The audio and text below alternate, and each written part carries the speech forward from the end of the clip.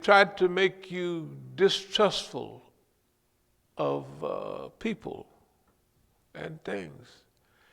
And they would have, in here we had 10 radios, little cassette on it, not cassette, 2 cassettes, those ones back in the 90s, and a CD player on the top, little boom box thing. They run away with 10 of them here, at least. Because in the old days, 30, 40 years ago, I'd sit at the table and I listened to the radio, and I'd have a cassette in there, and I would always, usually they would repeat certain things, so I would tape it. So if you go back in the 80s, I got boxes of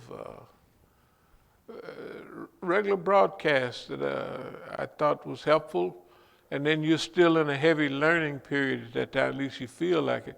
So you're going to really monitor things. Anyway, so they try to frustrate you.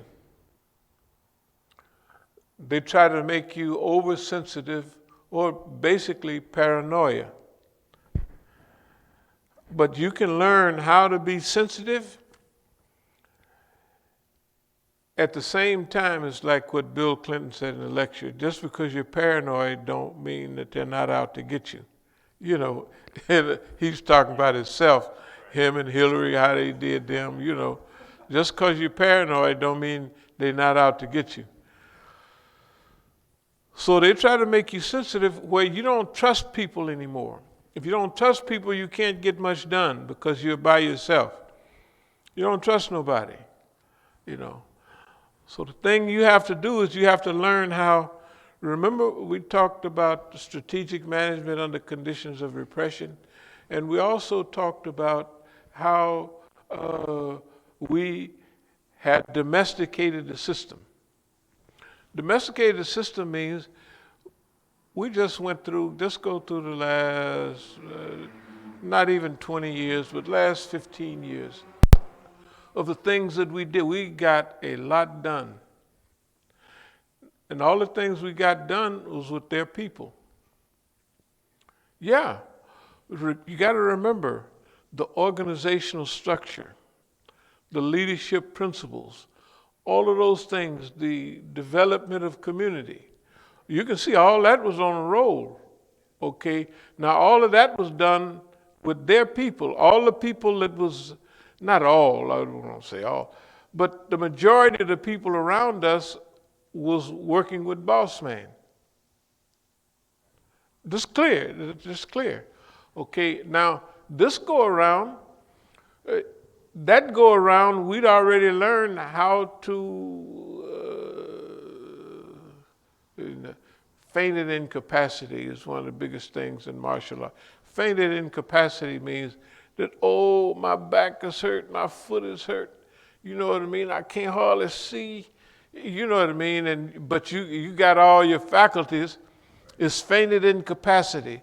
I had something with some youngsters one time when I was running a whole lot. You know what I mean? Oh, nigga, I said, oh, fine. So when they came at me, I just started running. Lord Jesus, they trying to get me. After I ran about 3 blocks, I stopped. Turned, what y'all want? What you want to do? Here they come. Why? I knew they was out. I knew they people, the normal people, they drinking, they smoking, they getting high. So what I'm gonna do? Stand there and just mess with them? No, I just run. And I'm saying things that will make them see. Yeah, to me, it's hilarious, but they ain't looking at it as hilarious. That nigga's scared, because I'm, Lord Jesus, they trying to get me. And I let them get up close, then I take on off a little bit, and I can hear them, I can hear, hey, man. So that means that you learn how to manipulate your environment. That's what we did with our situation. After 2002, which was now 18 years ago, that's when we changed to kind of not where we are now, because all of that has been evolving. But so what we did was, we said we're going to change the structure that we had. Shoot, so if you take 2002, we were still in the beginning stages 10 years later, 2012. When this stuff happened, we wrote in our books, we've seen this all before, deja vu, we've been this way before. It's exact. So in other words, we have seen these patterns, we recognize these patterns, but we're managing these patterns. We've domesticated the system by then. They think that they're running us, right? They think that, oh, he's going to be a figurehead for us. And so I'm using that, yeah. So they don't mind helping us get this and helping, because I'm going to be a figurehead, right? Yeah, they're sure of it. So we just rolling right along, and pretty soon they look up, and it's not that at all. So I light a nice little fire under them. That's what I did in Oakland. I did the same thing here. But when you look up, you'll see almost everybody is gone. Yeah, everybody's gone here, everybody's gone there. Where did they go? Who did y'all have Bayer to? What was your...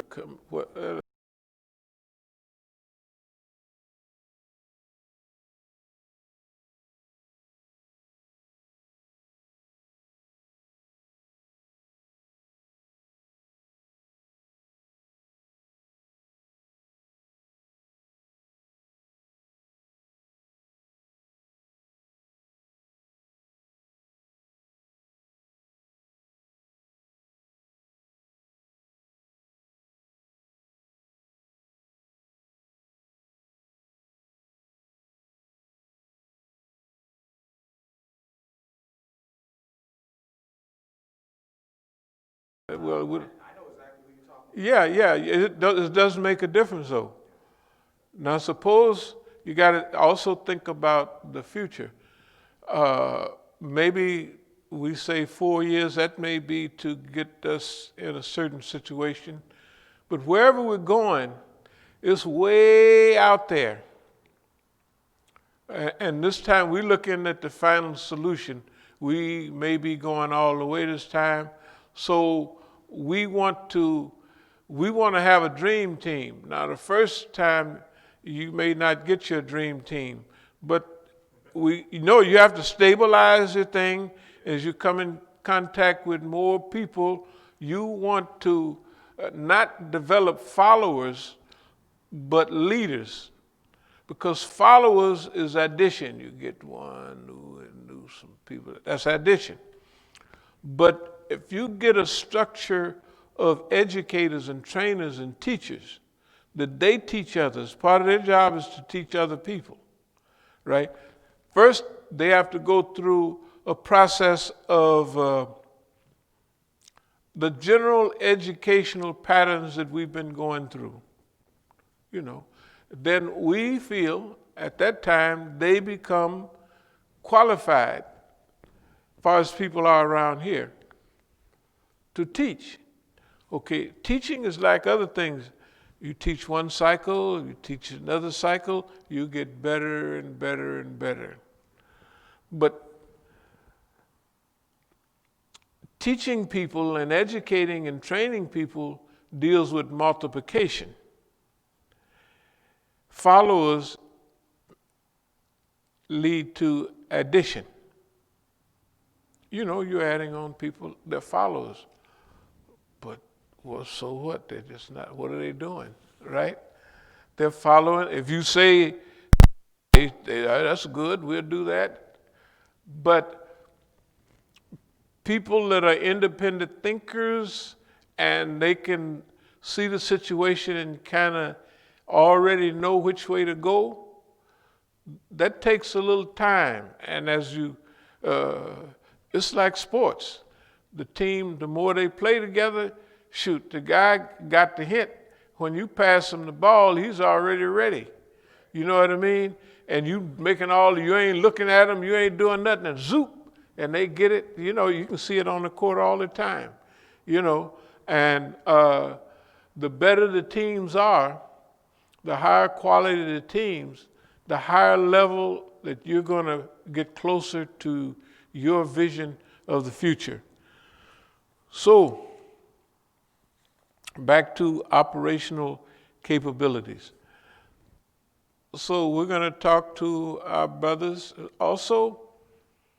And one of our brothers, you can imagine who that is, we would be thinking about researching. That person be dealing with a lot with media. Researching what we're doing, what we look like, you know. It's almost like a report. That if you've been to war, if you've been playing a game, whatever it is, you research, you watch your own, you know, like you watch your boxing matches, you watch the other guys' boxing matches too, right? So we research ourselves. Right now, that's what we're doing. To research ourselves to see what we look at, what we look like, where can we improve, what policies can we, is there podcast, is there other type of little programs that we can, what they got all kind of stuff now, Instagram, social media, whatever they got. We look at everything, you know, because this is us. And we want to examine what we're doing. Well, do we need to shorten what we're doing? Make it 1 hour, make it half an hour, or, you know, 45 minutes. What's the attention span? Are we talking so much that it takes at least a 50-year-old college grad to sit and listen to, you know, a 2-hour lecture, you know? Yeah, no, we have to, we have to know ourselves, and we have to know the people too. What can they stand? What are other people doing that have 1 million followers? You know what I mean? On this, whatever they call it, Instagram, all of that. What are they doing? Now, we're not going to do what they do, but how can we Islamicize? How can we, you know what I mean? So that means that we are not arrogant. We're studying ourselves. We want to do self-reporting to find out how can we improve. You know, what can we do better? That's part of evolution. You know, anybody that don't study themselves, they're in bad shape. Or if they're not, then they're going to be in bad shape. Okay. Another thing is simple fundraising. We'll write up a letter and we'll have one of our people visit. You know, they take maybe a letter and we'll make a special DVD, not too long, you know, and they'll go and they'll present that DVD and that to the people, that I am a representative of such and such. Because we find that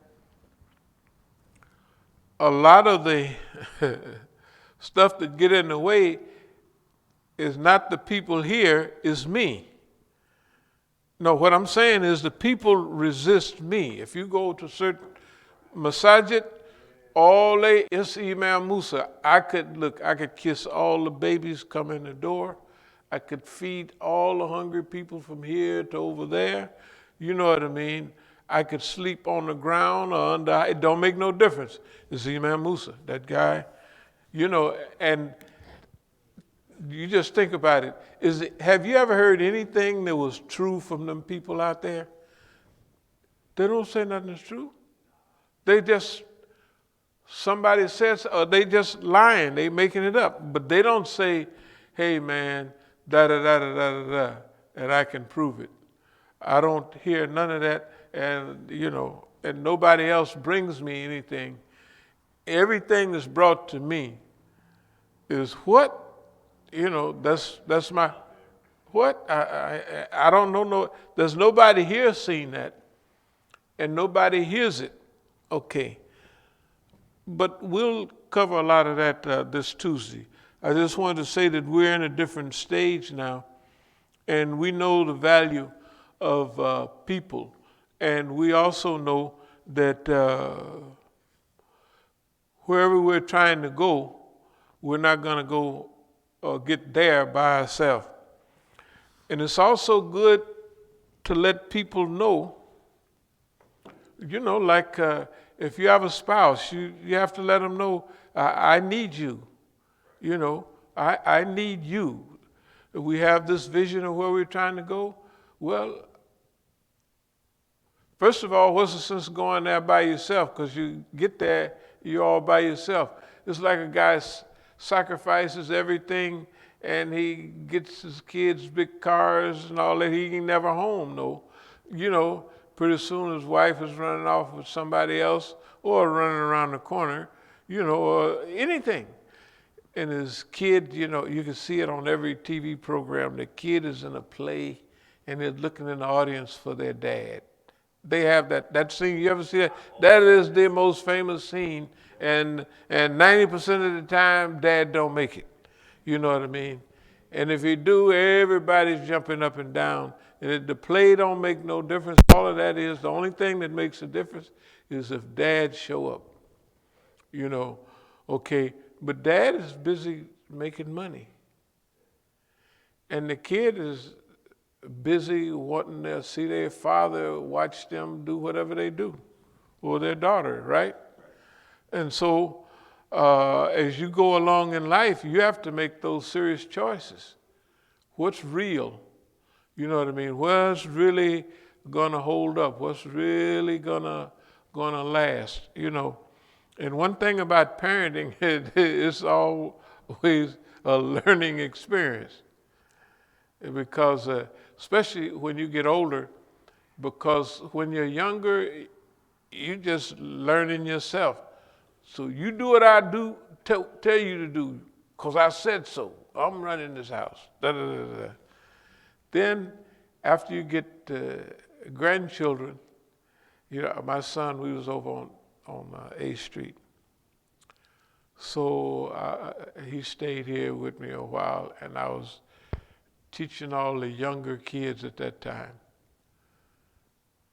And I was saying, oh, da da da da. He said, Dad, you didn't give us no break like that. I said, yeah, and look at you, Yeah, look at you guys.